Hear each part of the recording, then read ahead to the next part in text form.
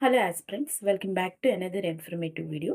ఈ వీడియోలో మనం యూపీఎస్సీ ప్రిలిమ్స్ 2026కి సంబంధించి 125 డేస్ ఇంపార్టెంట్ టాపిక్స్ అనేవి మనం డిస్కస్ చేయాలని అనుకున్నాం కదా. ఇంకా 125 డేస్ ఉంది కాబట్టి ఈ 125 డేస్లో ఇంపార్టెంట్ టాపిక్స్ డైలీ మనం చేయాలని అనుకున్నాం. అందులో భాగంగా ఇవాళ మనం పాలిటీలో ఉన్నటువంటి ఫండమెంటల్ రైట్స్కి సంబంధించి అసలు ఎలా చదవాలి? ఎక్కడి నుంచి క్వెషన్స్ వస్తాయి? ప్రీవియస్ ఇయర్ క్వెషన్స్ ఏ విధంగా వచ్చాయి?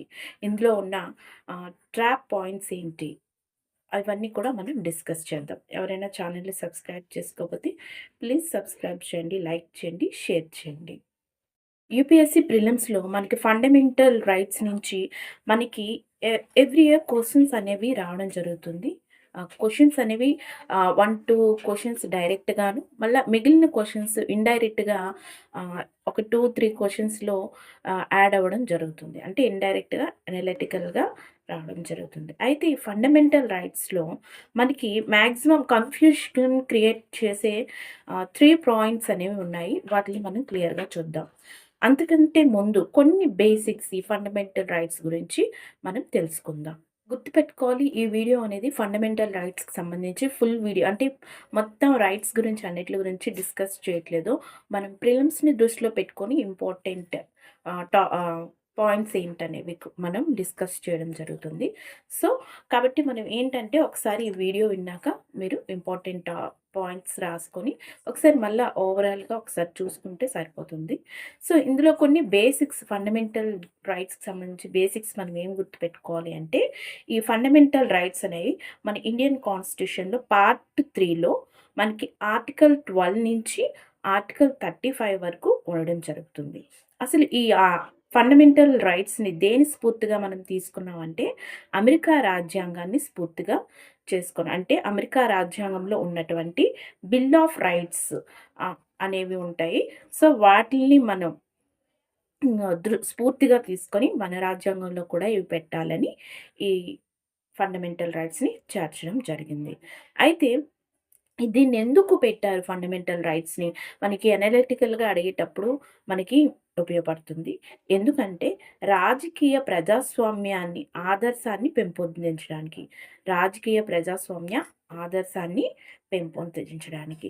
సాధారణంగా చట్టాల ద్వారా వీటిల్ని మనం అమెండ్ చేయలేము. వీటిని అమెండ్ చేయాలంటే మనకి ప్రత్యేకమైన సవరణ చట్టాలనేవి కావాలి. సో, ఇక్కడ మనం మెయిన్ ఇంపార్టెంట్ టాపిక్స్ ఏంటంటే, ప్రాథమిక హక్కులకి చట్టబద్ధత గురించి మనకి ఏ అధ్యాయంలో ఉంది అని అడుగుతారండి. ఇవి 11వ అధ్యాయంలో మనకి ఉంది. చట్టం ద్వారా మాత్రమే సవరించబడతాయి. అది పార్లమెంట్‌లో చేసినటువంటి చట్టాల ద్వారా మాత్రమే సవరించబడతాయి.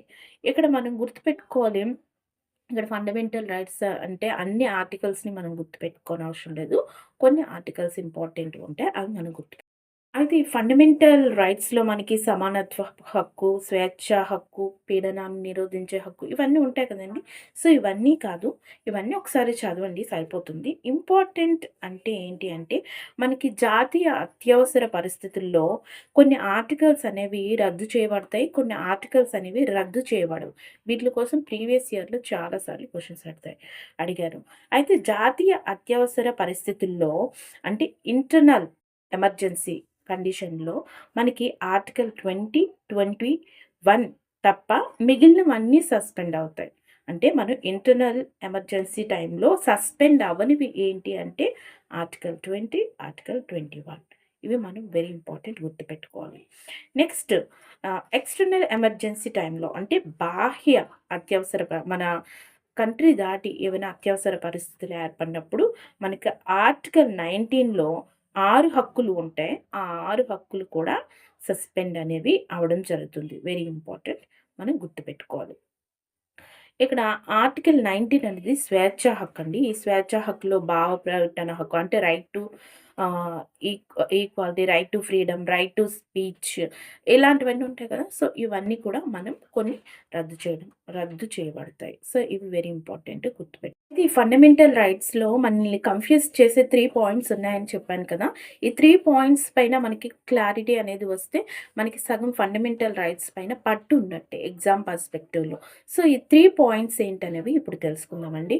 ఫస్ట్‌ది ఏంటంటే ఆర్టికల్ 14 అండి. ఆర్టికల్ 14ని మనకి కన్‌ఫ్యూజన్ ఎక్కువ గురయ్యే అవకాశం ఉంది. ఆర్టికల్ 14 అంటే ఏంటి? Equality before law. మనకి లా ముందు అందరూ equal. Next equal protection of law. ఇందులోనే ఈక్వల్ ప్రొటెక్షన్ కూడా ఉంటుంది. దీన్ని సింపుల్‌గా మీకు క్లారిటీ అనేది ఇస్తాను. చూడండి. ఈక్వాలిటీ బిఫోర్ లా అంటే లా ముందు అందరూ సమానమే.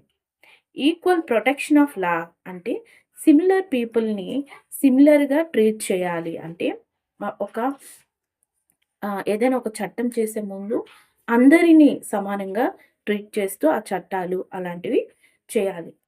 ఇప్పుడు మనకి ఏదైనా ఒక చట్టం రూరల్ ఏరియాలో వెనుకబడిన వాళ్ళని దృష్టిలో పెట్టుకొని చేసేటప్పుడు వాళ్ళని ఈక్వల్‌గా ఉండే వాళ్ళని దృష్టిలో పెట్టుకొని వాళ్ళకి చట్టాలు చేయాలి.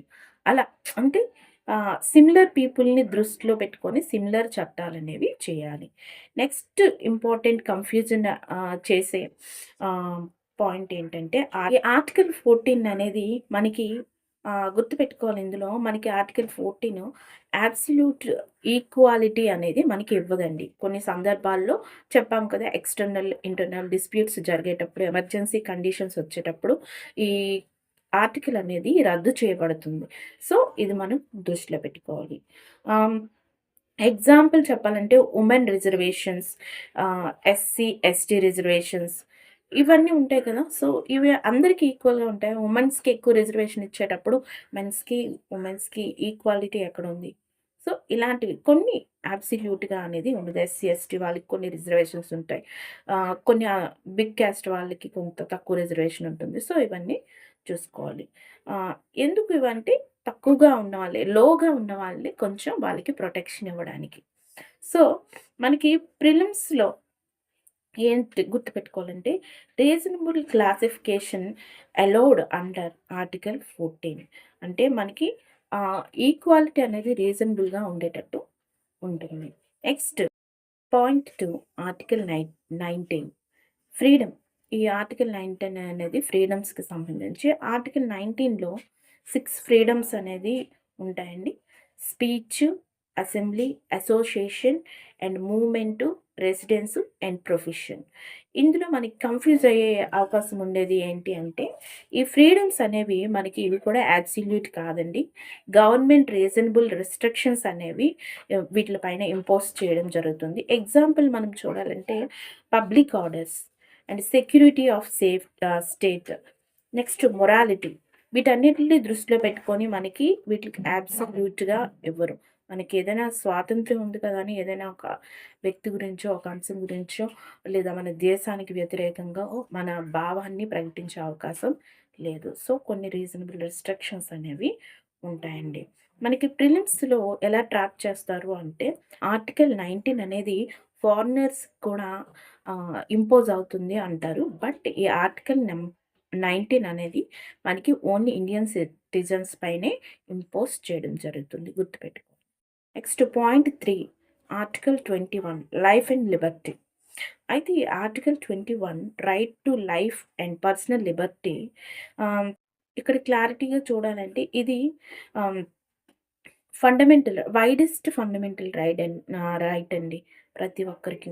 ఇందులో ఏవేవి ఇంక్లూడ్ అయ్యి ఉంటాయంటే right to life with dignity, right to privacy and right to livelihood. అంటే మనం డిగ్నిటీగా జీవించాలి. అది కూడా డిగ్నిటీగా జీవించే హక్కు మనకి రాజ్యాంగం ఇచ్చింది. ప్రైవసీ మన వ్యక్తిగత విషయాలు ఇలా కొన్ని కొన్ని విషయాలకు సంబంధించి మనకి ప్రైవసీ అనేది ఉంటుంది. అండ్ లైవ్లీహుడ్ మన ఉపాధి, ఉద్యోగ అవకాశాలు కూడా మనకి హక్కుంది. మనం సంపాదించుకొని చేసే హక్కుంది. సో, ఇదండి. ఇక్కడ ఇంపార్టెంట్ పాయింట్ ఏంటంటే article 21 applies to citizens and non citizens both. Article 19 only Indian సిటిజన్స్‌కే. Article 21 it's impose Indian citizens as well as foreigners కూడా ఇది ఇంపోజ్ చేయడం జరుగుతుంది. ఇదే అండి. ఈ 3 పాయింట్స్ మనకి ట్రాప్ పాయింట్స్‌గా మనం చెప్పవచ్చు.